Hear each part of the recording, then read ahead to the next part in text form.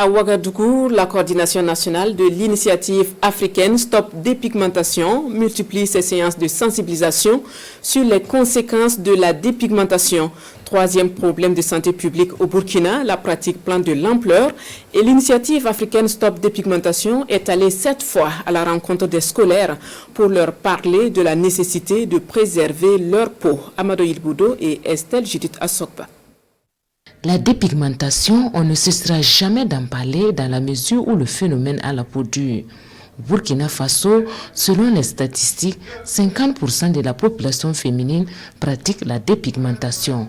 Aujourd'hui, le phénomène prend de l'ampleur, le troisième problème de santé publique après le paludisme et les maladies respiratoires.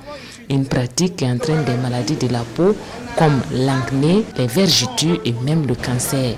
Au regard de ces conséquences, la coordination nationale de l'initiative africaine Stop Dépigmentation tire la sonnette d'alarme.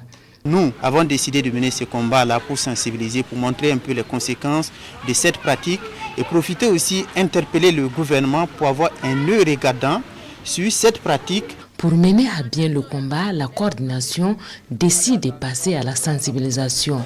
Et la cible choisie, les élèves des établissements primaires et secondaires de la ville de Ouagadougou.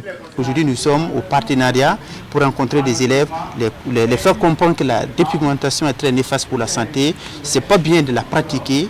Et dès l'enfance, si les enfants ont des rudiments, si elles sont éduquées par rapport à une santé, c'est fort possible que ces enfants ne vont pas pratiquer cette dépigmentation. Je retiens que la dépigmentation n'est pas une bonne chose. Parce qu'avec la dépigmentation, on a trop de maladies dangereuses dont on ne peut pas soigner. La coordination envisage plus tard élargir la sensibilisation à d'autres cibles, les femmes matures et même les hommes, avec pour ambition mettre fin à cette pratique au Burkina Faso.